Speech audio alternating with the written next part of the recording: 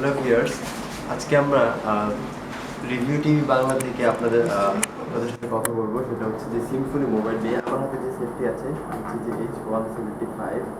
So Symphony বাংলাদেশের এক নম্বর brand আপনারা জানেন। আর এরা হচ্ছে প্রায় 5 বছর ধরে বাংলাদেশে বিজনেস করছে এবং অনেক ধরনের ফোন, অনেক মডেলের ফোন তারা নিয়ে আসছে আমাদের যা কনজিউমারদের প্রয়োজন অনুযায়ী।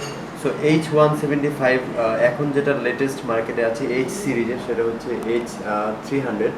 সো H175 নিয়ে আজকে আমরা কথা বলবো। এইটার কিছু স্পেশাল কিছু ফিচার আছে। প্রথমে যেটা আছে সেটা হচ্ছে যে এটার ব্যাটারি হচ্ছে যে 4000 mAh।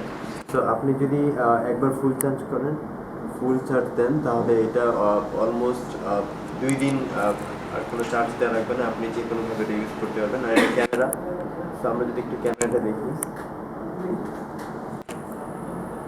এটা ক্যামেরাটাও বেশ ভালো, 13 মেগাপিক্সেল। এই যে এখানে লেখা আছে 13 মেগাপিক্সেল। আর হচ্ছে যে ফ্রন্টে আছে হচ্ছে 8 মেগাপিক্সেল।